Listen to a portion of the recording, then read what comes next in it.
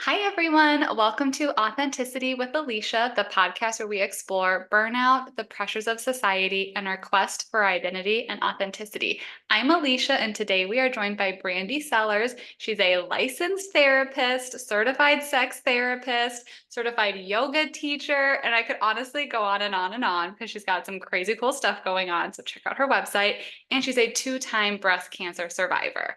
And I'm so honored that she's joining us today to share a little bit about her expertise and her experiences. One of the things that we're going to be talking about is the gap in mental health and menopause. And so thank you for joining and really like having this conversation. I think it's an under talked about topic. And I'm surprised that I'm surprised, not surprised. But yeah, thank you for joining and chatting today. Yeah, thanks for having me. I'm super passionate about this topic. Yeah. So can you tell us, like, for those who wouldn't even know that there's this gap, maybe they haven't been through menopause yet, or they just don't know a lot about this topic. What is the gap? Like, what are the patterns and things that you're noticing when it comes to menopause and our mental health? I think there is a lack of understanding about how perimenopause and menopause affect mental health and all of the different things that can be happening. So, perimenopause is the period up until we have the anniversary of the 12th anniversary of our last period. So, Mhm. once you've had no periods for 12 months, then you're in menopause. But the Mhm. time before that, perimenopause can actually start when we're 35. Wow. So, as mental health clinicians in grad school, we're not taught like if a female identifying person or a person with a vulva, assigned female at birth, comes to you and they're 40 and they like want to get a divorce and quit their job and they hate everything, we're not taught like, oh, maybe they're in perimenopause and we Yeah. could take a look at that. Yeah. Like a Yeah. huge lacking of like this population of people going through a lot of physical changes, hormone changes, just life things going on. And we could have this language and this education on, well, we might have some reasons for this. And it's just not being talked about or even researched, I imagine.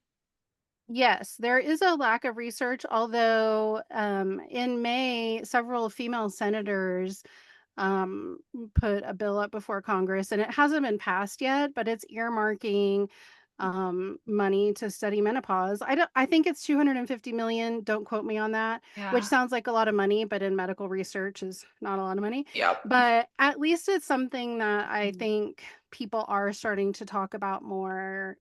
I mean, like we don't talk about periods, we just don't talk about women bleeding or not bleeding or what's going on with, and not just women, but because trans men also could experience periods. But people who are, born with vulvas who menstruate, which is 50% of us, Mhm. are going to stop menstruating for some reason, whether it's natural menopause or I stopped because of a cancer diagnosis.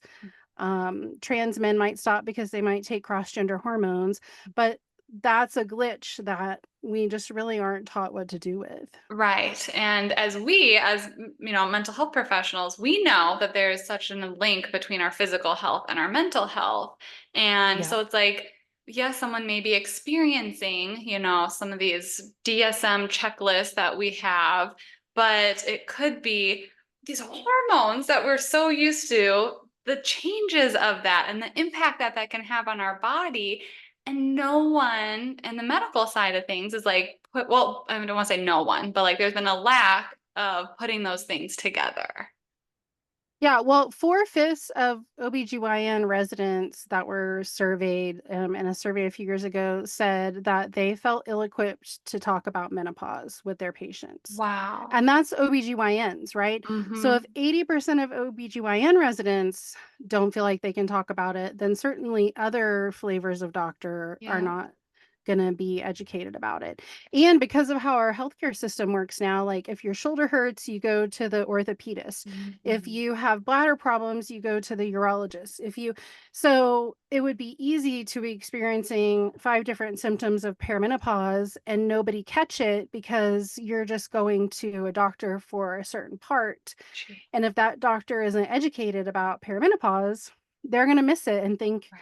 that your frozen shoulder is from something else or that Yeah. your bladder problems are from something other than perimenopause. Yeah, no, that makes total sense. And that's not even like blaming those doctors, right? Like they're Yeah. probably just seeing like, well, people who come to me often have these things. So we're going to start with, these go-to, treatments and services without really digging into that possible underlying issue and not having to jump through what I imagine are so many hoops. Because, okay, let's say you get the shoulder addressed. Cool, that's fine for a little bit.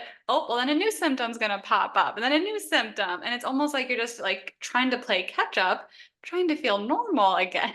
Uh-huh. Well, and also like one of the things women sometimes in perimenopause get itchy ears. Mm, And I mean, there can be all sorts of symptoms that you wouldn't think, oh, this is happening because I'm going to stop having periods, right? Like, what do ears have to do with our vaginas? right. But that can be a symptom of menopause. Ugh, Brain fog, forgetfulness. And not everybody gets symptoms of perimenopause. Some people just stop having periods and go on about their business, but a lot of people do. And if we're not aware of it and looking out for it, and if we don't understand that women might be more likely to be depressed or anxious, or if they are neurodivergent, their symptoms of neurodivergence might go up because they have less energy to be accommodating themselves because of perimenopause. yeah. Oh my gosh. Just like I'm my brain. I'm learning so much already. We've been talking for like 5 minutes. But again, just like the lack of research and understanding before. Because I know even with women, neurodivergent women, we've had an influx of, thankfully, conversations and research and resources. And so now just like adding that other layer to it of the perimenopause, menopause experiences that people can go through as well.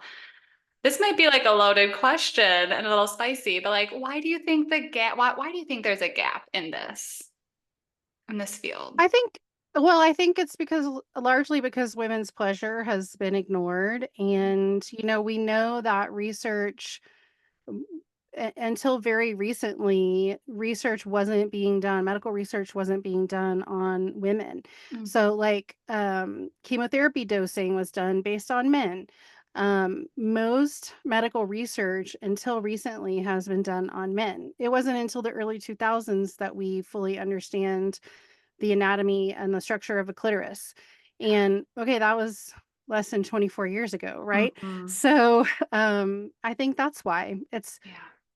people don't, people don't want to talk about the fact that women bleed, or, it's just like wasn't seen as something important to talk about. Yeah. And but then we lack community around it, and that is so important, and that's how we normalize, like, oh, I'm not losing my mind, this is Mm, perimenopause. yeah. Yeah, and so, like, grandmas and aunties, and, like, if we think about what we heard about it, it really if we heard anything, it was, like, hot flashes or, like, very little information. Yeah, no, spot on. I think I want to come back to, where you ended, but I think you started, and I don't want to gloss over this of like the pleasure aspect. Like a lot Yeah, of women's health, especially around sex and like our sex related organs, like you said, people don't think about sex as pleasurable. It's often meant to be almost like a role or something that we just do and not about yeah, the pleasure experience of it. And I'm imagining, I mean, full disclosure, I haven't gone through perimenopause or menopause, but I know that like our sex drive can be impacted throughout that. There's a lot of things that can go changing our maybe processes that we had before that. And as if it's not being talked about because, oh, well, we're just blaming, oh, well, they're stressed. Oh, it's whatever, shrugging things off when like, no, like sex can be enjoyable and pleasurable. Yes, until we die, and we deserve that. And so, one of the things that can happen in perimenopause is vaginal dryness, and the lining of the vagina can get thinner. And so it can, like, those just aren't sexy things, right? But vaginal estrogen is inexpensive, safe. Like, there's been so much research that shows that it's safe for almost every single person, every single woman. And, it's like if you go through Mark Cuban's pharmacy, it's like 13 bucks every 2 months to get it. So, there's this urologist, Dr. Rachel Rubin, who has a YouTube channel, and, she's also on Instagram, and she posts a lot of studies. Like, she's not just a weird, social media doctor. But like this is the hill she is prepared to die on, right? Like, and so she posts a lot of information about vaginal estrogen. And like one of the things that I learned is that older women often get hospitalized for UTIs and even sometimes can die from UTIs. And vaginal estrogen actually helps prevent UTIs. Wow. So there are these things that we can do that are accessible and affordable that we need to spread the word. This is one reason why I come on podcasts and I talk about perimenopause. Like, we don't need to be suffering in silence. No. There is a really easy solution for this particular problem. And also, I cannot take like a systemic estrogen because I have estrogen positive breast cancer, but most women can. And so that's Mhm. another thing that people need to talk to their doctors Mhm. about is you can, and the most recent studies show that for most women you can take that forever too. Wow. So we don't have to just be suffering in silence.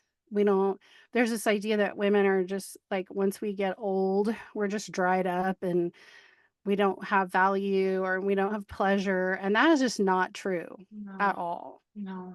Oh, you're just like speaking to my soul. I think something that like it really resonated is just like, and kind of coming back to that earlier point of communication, Yeah. community, right? Like you don't have to suffer in silence. These things are okay to talk about.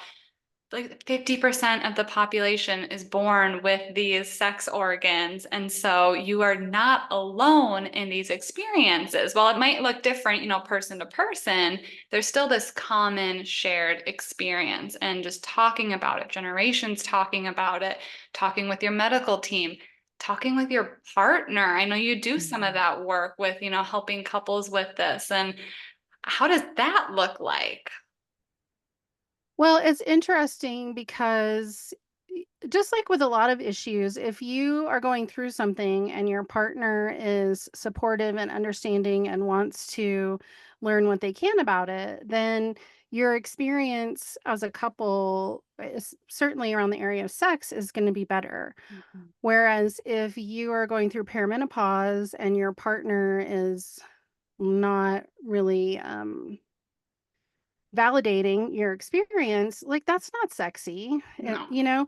So, it's sort of like a lot of things about sex therapy really aren't about sex necessarily. Like, that might be why people show up, but a lot of it is, like, can we validate and have empathy for one Yeah. another? And if we don't societally start talking about menopause, then that makes it harder for each individual person who might be going through it to Mhm.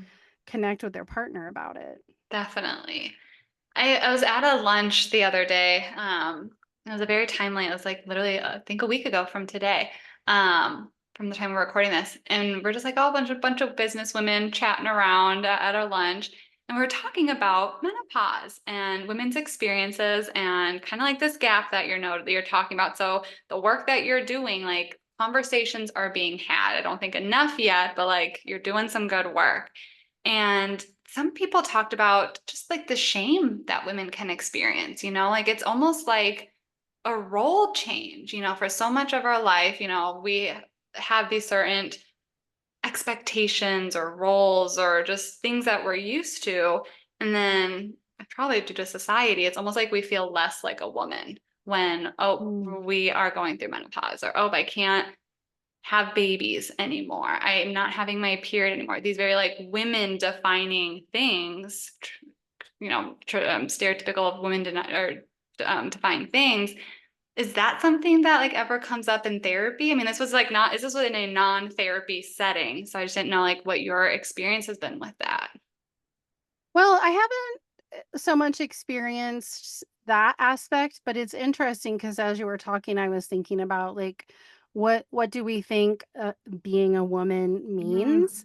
Mm, And what is true is that a lot of us get to perimenopause and then menopause and beyond, and it's almost like we wake up from being servants. Like mm, we aren't the caretakers, or it's like we wake up and we're like, well, what about me and my life? Which is yeah. why so many women in perimenopause and menopause get divorced, change Mm, careers, move. Like it's like we can sort of take off these being a woman roles with, I'm putting that in air quotes, these being a woman roles and be like people. Like who do I want to mm, be as a human?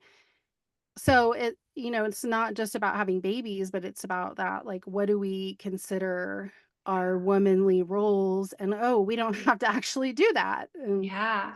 That makes a yeah. lot of sense too, because like I'm, doing the math and like, okay, like around that time you may be having older teens if you do have children, or they may be going off to college, and you may be at a point where you might be financially in a place where you can make some changes and risks. So it really is almost like it can be a very like empowering thing for you to look inward and be like, what do I truly want? That's a really like I love that reframe.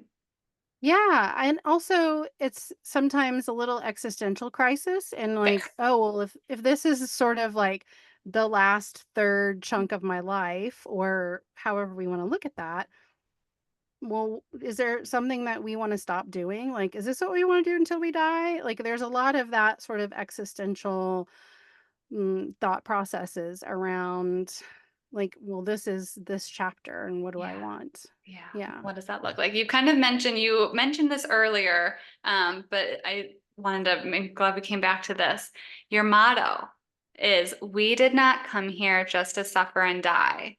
We all deserve pleasure. And you kind of hinted at that earlier. You did like a Mhm. different version of it.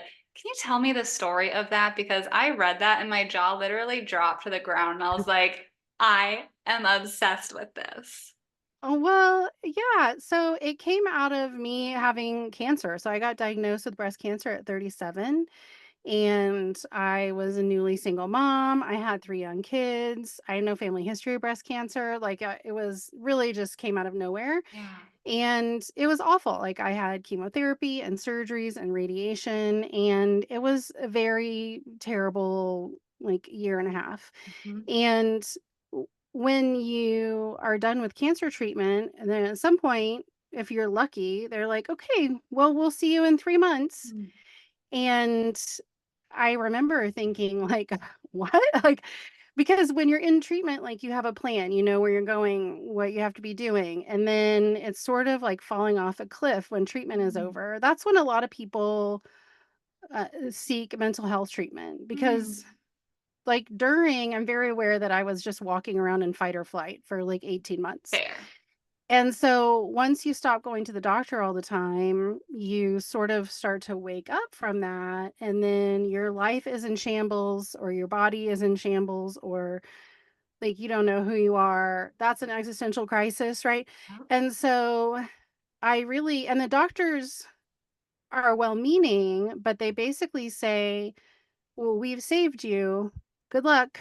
Like, here you are. And so in my writing, that's what I kind of came to. Like, I didn't just come here to suffer through this and then die. Like, I deserve pleasure just like everybody else.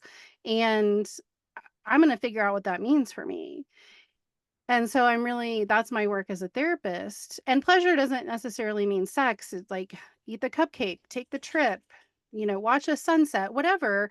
But we have to sometimes be really intentional about that. Otherwise, we'll just look back and realize that we've done a lot of things that we had to do and we didn't really mm, enjoy it.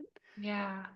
Wow. No, I think that's so powerful. And I know just like thinking of the women that you work with and your clients that you work with, again, just like empowering just keeps coming to my mind of how many women are doing the things that we should be doing and just passively going through life and not talking about things and just going through the motions.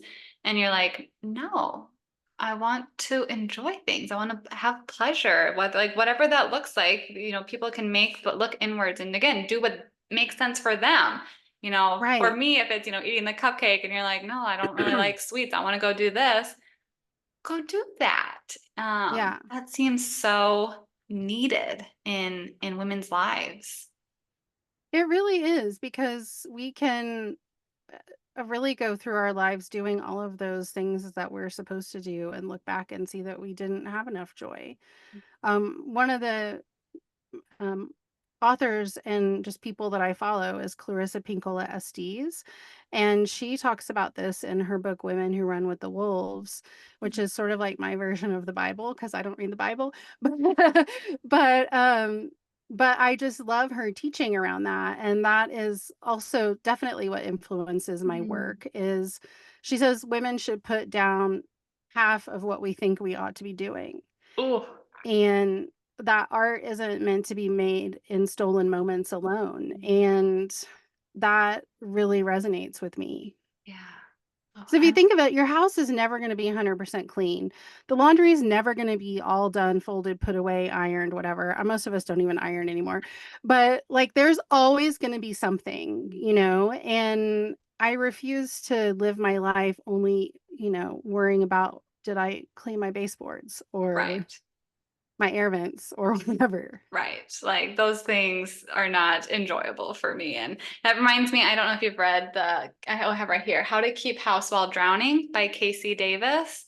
No, but I love her. Similar type mentality of just like, why do we think that we all need houses that look like they're going to be in the cover of Better Home and Garden magazines? Like you have limited time, limited energy. Do things that you need to do, like, okay, hygienically, I need to clean my dishes once in a while. I don't really want to deal with bugs. I also have an annoying cat who would like eat the food and then throw up. So I need to do that one. Do I need to iron my clothes, dust the baseboards? Like, no, likely not. And the people come over in my life are not going to judge those things. And if they do, they probably aren't going to be in my inner circle of things. Right. Right. It's like my grandmother dusted several times a week, vacuumed, she ironed everything, pillowcases, underwear, all the things. It's like we still have that idea, some of us in our minds, Mhm. that that's the standard that we have to bear, and it is not. It is not at all.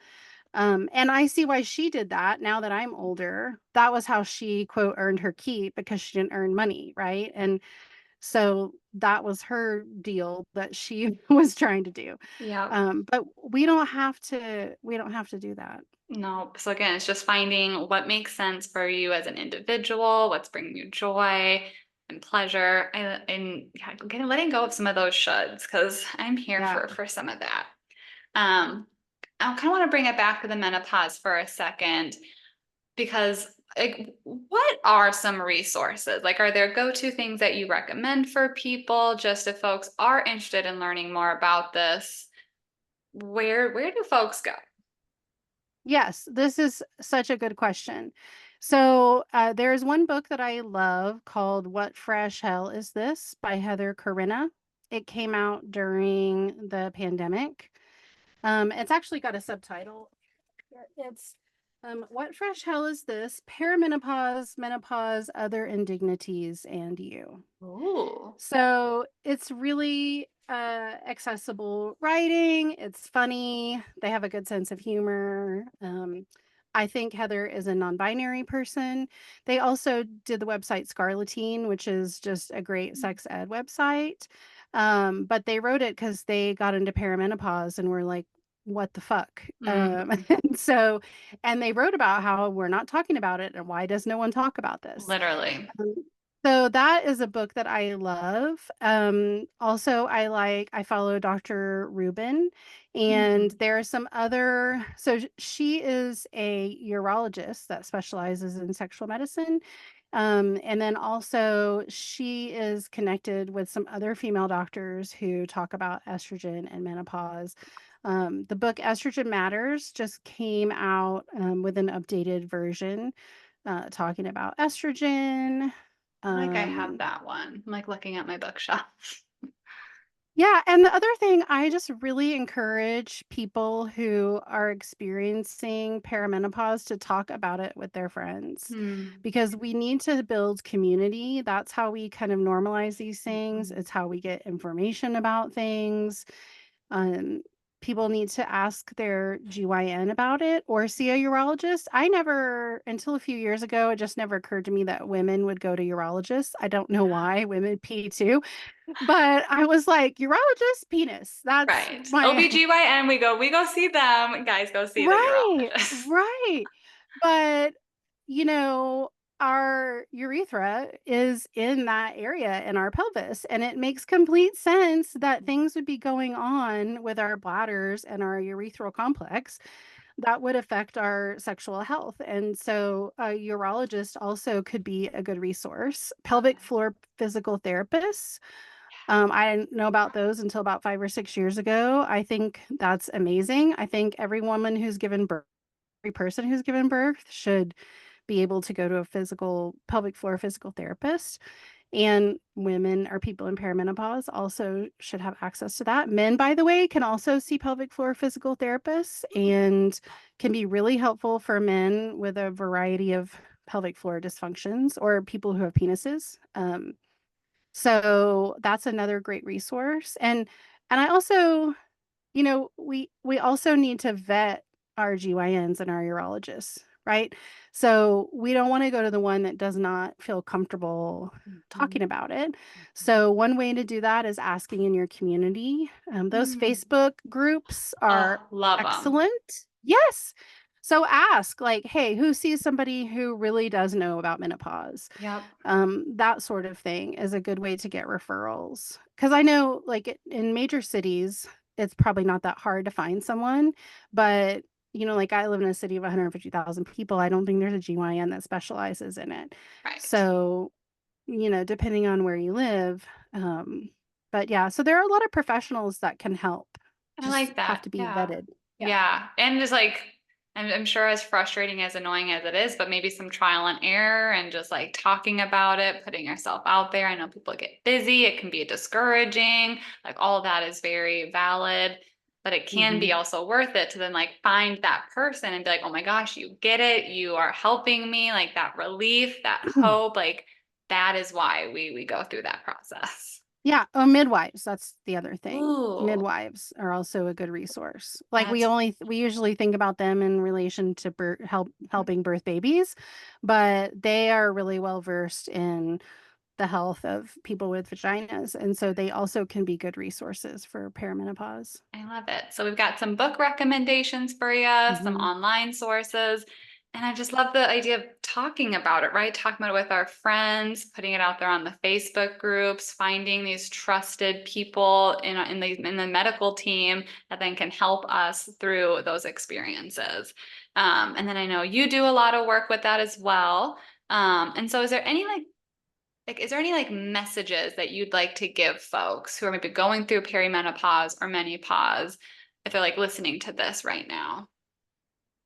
Yeah, I think you're not crazy. I think a lot of people who are starting to experiencing symptoms are like, what is wrong with me? I am losing my mind. And you're not. So I think if you have that thought, let that be a little like, oh, maybe I'm going through perimenopause and I could investigate that. Yeah. And, uh, going to that book first might be a good like first step, asking your doctor. Really, there are a lot of symptoms of perimenopause that are treatable, or there's deeper knowing about yourself. Like maybe you do have ADHD if you Mm. can't focus, and maybe you are autistic and you just didn't know it. Um, just knowing yourself on a deeper level, talking to people about it. You're not crazy. That's the number one thing. You're not crazy. Yep, yep. So I love that of like if you start thinking that, first of all, I don't use that word. Like I don't think anyone is crazy, I but I know I like try not to, but in this case, that's I what feel our like it's brains say actually though. appropriate. Yeah, that's Right. what our brain is Yes. saying. And we feel crazy because it's like nothing's making Yes. sense. Everything seems out of whack. So it's like I knew you would get it. I was like, as a mental health Yeah. provider, like we do not say this person is crazy. but I'm also Right. human and my brain has human thoughts. And I have had that thought before, like, oh my gosh, I am going crazy right now. And so if Right. you are listening and you've had those type of thoughts, you have two people telling you you are not crazy. And Yeah. also what you are experiencing is probably a very normal reaction and experience. We just don't have the language yet or the resources or the knowledge yet. And so talking about it, doing some like reflection work on yourself. Yeah, like I'm with you. You're not going crazy. Yeah, if you're over 35, it really that would be the first thing to contemplate is are these symptoms of perimenopause, Yeah. which can last 10 to 14 years, by the way. So again, I don't want to sound all doom and gloom, like not it doesn't last a long time for everybody. Not everybody has really severe symptoms. I don't want to make it sound like this is just the worst thing ever because it's not, but it can cause symptoms Mhm. that something can be done about most of them. And so Yeah. don't just suffer in silence and think you're losing your mind because you're not, and there's help. Yeah, especially yeah. So it's again, like you said, there's variety of experiences. So you may have none of these symptoms. You may have a lot of Right. symptoms. Maybe a year, could be 10 years. But even if it is the 10 years and a lot of symptoms, what I'm hearing too is there's hope. There are Yeah. people out there who can treat a lot of these things. So you don't have to be debilitated by a lot of these things anymore. And so I think again, just that urge, like having that awareness and then talking about it. You don't have to just like minimize and be like, oh, it'll go Right. away, whatever. I'll just deal with it. Like you don't have to deal with it. Right. And one of the things, one of the treatments might be stop. Like I had this therapist one time and she said if your horse is tired and you put on spurs and kick the horse, it will keep going, but it will be bleeding. So maybe one of the things that also needs to happen when we're in perimenopause is we need to maybe stop expecting so much of ourselves and take more time for rest and relaxation. Preach it. I know it might be probably like weird to do this at the end, but rather than the beginning, but what are some of the symptoms that like people could be looking out for? And again, with the disclaimer is that I'm sure you can't give a complete exhaustive list and it Correct. really depends on everyone, unique experiences. But are there like certain things where if someone is, 35 plus experiencing some of these, that then they could be like, let me go look at this book actually. Let me go schedule a thing. Like, are there kind of Yeah. some go-to aha ones? Yes. I also will add on to the disclaimer that you and I are not medical doctors. Fair. So, but these are some things that people have reported, right? Restless legs, itchy ears, hot flashes, something that most people are familiar with, dry vaginas, frozen shoulders, brain fog, difficulty paying attention, difficulty sleeping through the night. I mean, those are a few that, oh, irregular periods. Mm, Definitely, like it could be a lot, could be a little. You don't know when it's going to come, that sort of thing. So definitely irregular bleeding. But and those are just a few of dry eye. Like if you think mm, about anywhere there's mucus in your body, there could be a change in your body mucus because yeah. hormones are what control that. So Yeah. Oh, that's really good to know. Yeah. So, and again, like I'm sure there's things that we did not even talk about that could be indicators, and we are not medical professionals, but just good things where it's like, okay, like we we're talking about the mental health gap. And I mean, I can think of some of those things where, the tiredness, the difficulty concentrating, if people start internalizing some of those things of like, oh, like I'm right, not having sex anymore. So now, I'm not being close with my partner, or nope, now I'm feeling less than like that's going to impact our mental health. That can be like a slow down, like let's go talk to some folks, let's not go down that spiral and get some information, go get my hormones tested, some blood work, go to get some stuff checked out, and maybe not living that long until, oh, I'm going to be like this for 15 years. right. Yeah, don't do that. No, not fun. I think those were most of my questions. We covered some that weren't even on here, so it's always exciting when we just get to like chat about fun things. Is there anything that like you have going on or ways that people can get a hold of you if they want to learn more about working with you? Sure. People could go to my website, sellerscounseling.com, and that's sellers with an S. And I am licensed in Colorado, Texas, and Vermont, and I provide telehealth. So that's how people can find me. On Instagram, I'm Brandie.sellers, and that's Brandie with an IE. And I will I be always said if I posting those. opened, Oh, you oh, go. sorry, I always, if I open a liquor store, which I have no plans to, but if I did, I would call it Brandie Sellers and just spell Brandy and Sellers differently. Oh, But yeah, that's how people can find me. that's genius. And I will be linking those as well. So I don't, if you're like trying to like backtrack, I will have physical links you can click to both of those. And then stay tuned if she's going to open up a liquor store someday called Brandie Sellers, and don't steal her idea. You got to trademark That's that. right. One thing that I like to ask folks at the end is just how you've been practicing authenticity lately. How I've been practicing authenticity lately. I think communicating with, so I have 2 of my kids live at home. They're all my kids are adults now, but really practicing communicating Mm. authentically about how we share space in the house and has been one way that I have been showing up authentically. And I took some naps this weekend, and that was showing up for myself authentically. I love it. Yeah, communication is one of my faves. It's hard, but it is so like game changing when we can do it Yeah. real, and especially with adult kiddos, I'm sure just like navigating some of those dynamics and then like them being at home, I'm sure that's just a fun time for y'all to be figuring out and communicating though. Like that's something that you guys do Yeah. have control over, and being able to be real and vulnerable and authentic. Yeah, and it's going great. So, yeah. And naps always. My body doesn't let me nap, but I love the idea of naps, and I'm very pro naps Mhm. for other people's whose bodies let them nap. My body loves naps, Oh, so so jealous. Someday, maybe someday. Well, thank you so much for joining and continuing to just raise the awareness on perimenopause and menopause, mental health in women, and all the work that you do. I'm going to be posting her bio. Y'all read, I don't know if you guys read the bios, but read her bio. She does even more things than I even said. You do like ketamine treatment, you work mhm, with trauma, like she does so many things. And I know I'm gonna kind of going down a rabbit hole, but like they all seem connected. Like sometimes I see mhm, people just like having these lists of like random things that they do, and I'm like, oh, that's fun.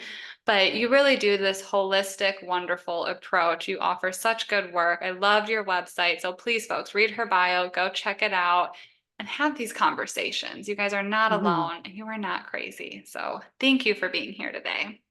Yeah, thanks for having me. All right, folks. Well, until next time, take care of yourselves and each other. And remember that the world needs the real you. So let's explore that authenticity together.